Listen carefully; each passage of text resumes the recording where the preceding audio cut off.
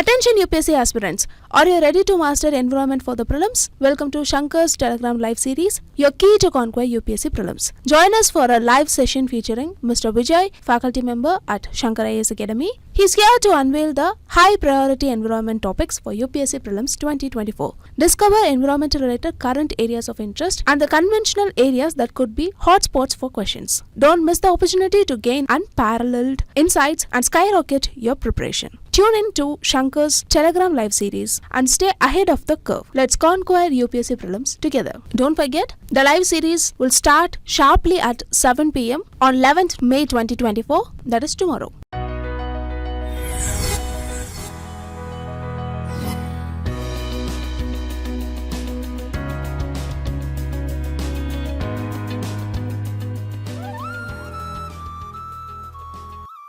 A very good evening aspirants, welcome to daily newspaper analysis of Shankar IAS Academy. Today's date is 10th of May 2024. Displayed here are the list of news articles that we are going to discuss today. So without much delay, let us get into the news article discussion.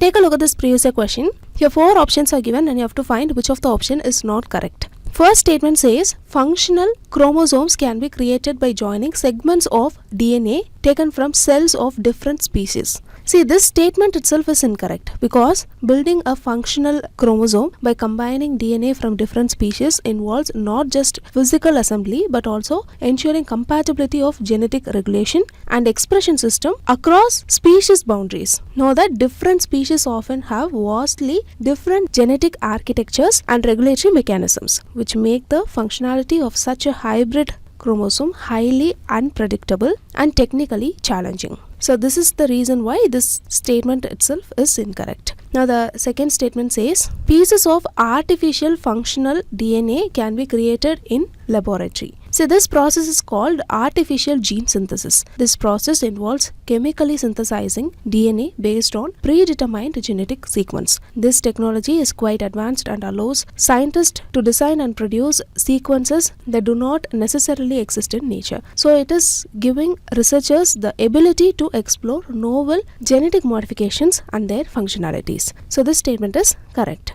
Now the third statement says a piece of DNA taken out from an animal cell can be made to replicate outside a living cell in a laboratory.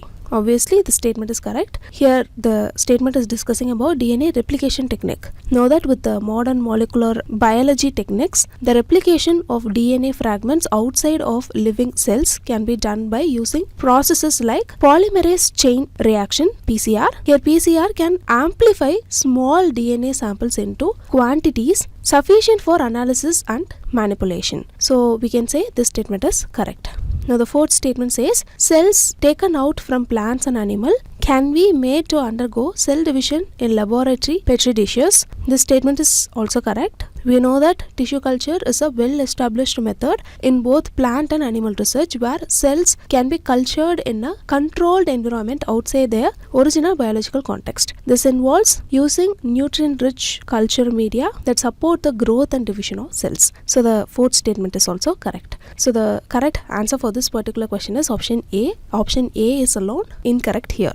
Now look at the simple map based question. Now before answering this particular question, let us try to understand the bordering nations of each sea. Firstly, with respect to Adriatic Sea, see it is a part of Mediterranean Sea lying between Italy and the Balkan Peninsula. The bordering countries are Italy, Croatia, Bosnia and Herzegovina, Montenegro, Albania and Slovakia. So here the first pair is correct. Now the second pair is with respect to Black Sea. It is a large inland sea located at the southeastern extreme of Europe. The Black Sea covers an area of approximately 436,000 square kilometers. Know that the bordering countries include Ukraine to the north, Russia to the northeast, Georgia to east, Turkey to the south and Bulgaria and Romania to the west. So here Croatia is not a bordering state of Black Sea. So this pair is incorrect. Now thirdly, with respect to Caspian Sea, it is Earth's largest inland body of water when measured by surface area.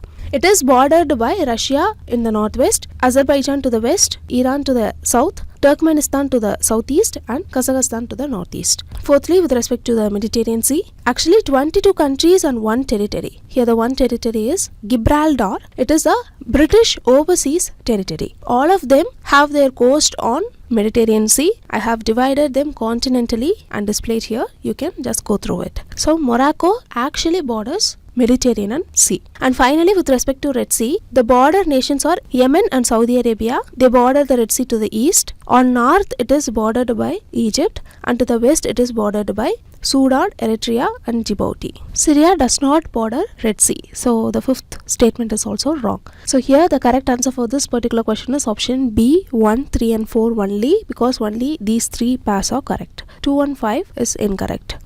Look at this ethics question. Let me read out the question for you. What are the main components of emotional intelligence? Can they be learnt? Discuss. See, this is a purely GS4 question under the emotional intelligence topic. The question is structured in two parts. In the first part, you have to write about the basics of EI, that is emotional intelligence, and you can write whether it can be learnt or not. So this is how we are going to approach this particular question. So in the intro part, you can write static definition of EI. You can write that emotional intelligence, EI, is a form of intelligence to perceive, understand and monitor one's own emotions and the emotions of others. Moreover, it is also an ability to discriminate between different emotions and label them appropriately. This field has attained greater importance in the recent years as the emotions are our guide influencing thinking and behavior. Moreover, it is a critical skill that can lead to better personal and professional relationships, effective communication and successful leadership. So you can write these points in the introduction part and move on to the first part of the body of the answer. In the first part, you have to write about the components of EI. See, Daniel Goleman developed a framework of 5 elements that define what is emotional intelligence. They are firstly self-awareness. This component talks about recognizing and understanding one's own emotion like their strengths, weakness, emotional flashpoint, tolerance and etc. See, this is an important parameter that helps individuals to regulate their emotions and respond to situations in a more controlled manner. For example, imagine yourself. You know that you will get anxious and stressed for some initial time in an exam hall. This happens all the time. So you can recognize this and arrive 30 minutes prior to the hall to cool and calm your nerves. This is an example of self-awareness. Secondly, self-regulation. This refers to the ability to control one's emotion and impulses even in stressful situations. Individuals who can self-regulate can remain calm and composed in different situations, avoiding impulsive behavior. This component is very essential for a leader because they will often face adverse situations. Thirdly, empathy. See, empathy in layman terms is to put yourself in other situation and feel their sorrow, pain and etc. It is one of the important component of EI. Moreover, this ability to recognize how people feel is very important to success in your life and career. Fourthly, motivation. Usually people with high emotional intelligence are self-motivated, reliant and driven by an inner ambition rather than being influenced by outside forces like money or prestige. Finally, social skill. See, people who are emotionally intelligent can have a very skillful social skill. They are pioneers in building trust with other people and are able to quickly gain respect from the people they meet. In that way, they can also create a great work culture. So you can write these points in the first part of the body. Moving on to the second part of the body, here you can write the ways you can develop these skills. See, firstly, the important way is socialization, that is learning at the early stage of life. In this stage, the family and school have a crucial role. We should focus on character development and innovation rather than rote learning, as this will create anxiety in the mind of young children when they think of exam. Secondly, using role modeling, we can develop emotional intelligence. Let me give you an example. We all are fond of MS Dhoni. We revere him, call him Thala.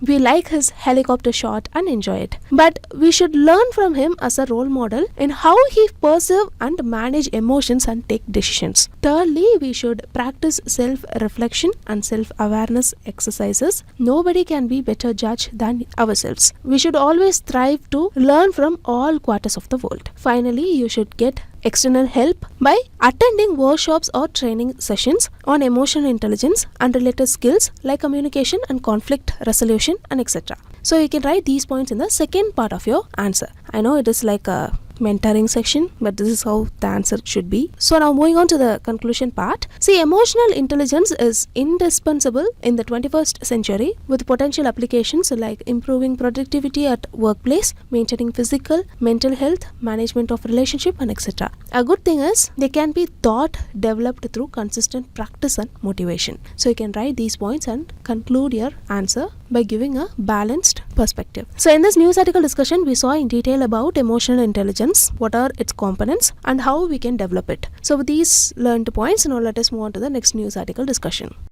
Now look at this question. The southern beach of the National Green Tribunal has initiated an investigation into the construction activities at Injambakam Beach, which are part of the Integrated Coastal Community Development Project. This project is overseen by the Metropolitan Development Authority (CMDA). Actually, the project has raised environmental concerns, particularly regarding the impact on nearby turtle nesting ground and potential violation of Coastal Regulation Zone (CRZ) rules, such as unauthorized groundwater extraction. Also know that the project aims for Blue Flag Beach certification, which usually exempts it from certain regulation, but concerns persist about its implementation and environmental compliance. This is the crux of the news article given here. Using this as an opportunity, let us revise few facts about National Green Tribunal (NGT) from the prelims perspective. Firstly, what is this tribunal? See, the National Green Tribunal (NGT) is a special court that deals with environmental issues quickly and effectively. It was established by the National Green Tribunal Act in 2010. NGT is very important because it helps to protect the environment by handling cases related to environmental conservation and the use of natural resources. Note that India was the third country to create such a tribunal after Australia and New Zealand,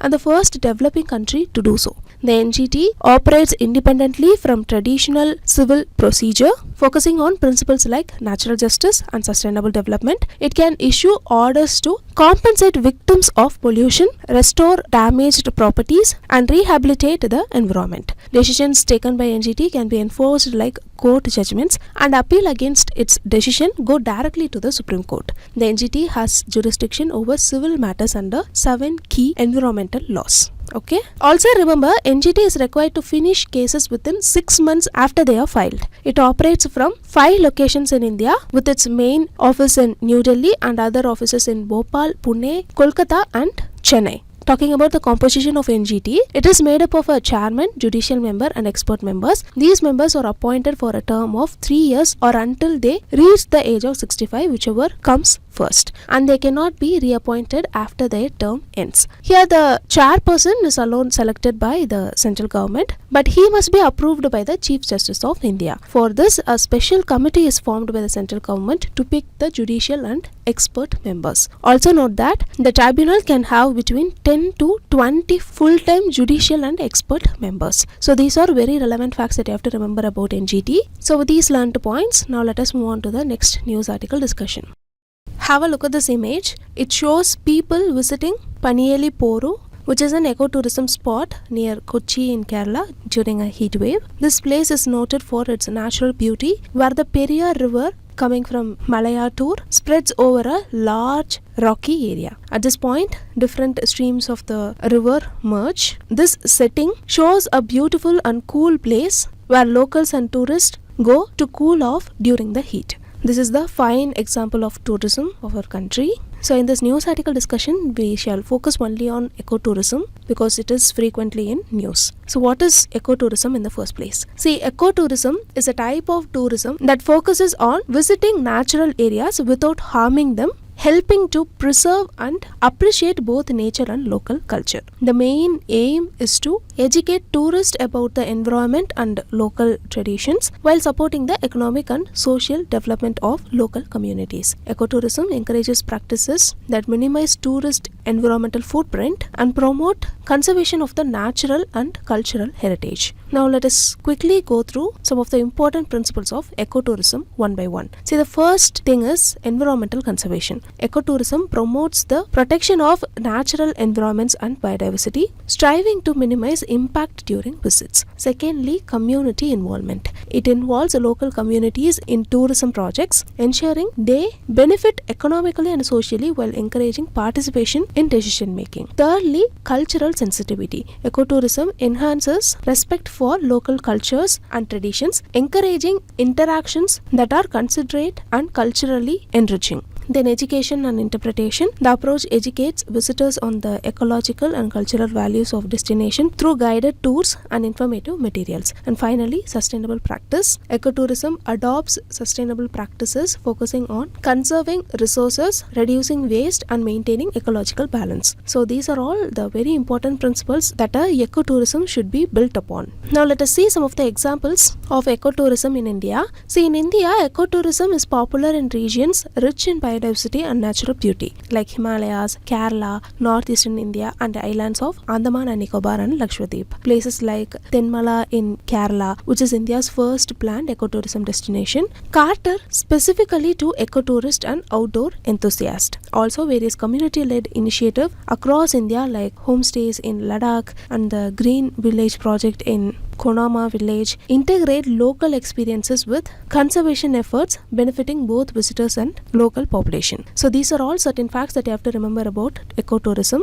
a very important concept. So make a note of it. So with these learned points, now let us move on to the next part of the news article discussion, which is the preliminary practice question discussion. Now look at this first question. This question is about NGT. 3 statements are given and you have to find which of the statements are incorrect here. See, the first statement says the NGT was established under the National Green Tribunal Act of 2010. Now the second statement says it is the first tribunal of its kind in a developing country, and the third statement says the tribunal is mandated to dispose of cases within 6 months of their filing. See, all the 3 statements are correct here. So none of the statements given here is incorrect. So the correct answer here is option D, none. Now look at the second question. This is about ecotourism in India. First statement says Tenmala in Kerala is recognized as India's first planned ecotourism destination. This statement is correct. Now look at the second statement. Second statement says community-led ecotourism initiatives in India include homestays in Ladakh and the Green Village project in Konoma village. See, this statement is also correct. So here the correct answer for the question is option C, both 1 and 2.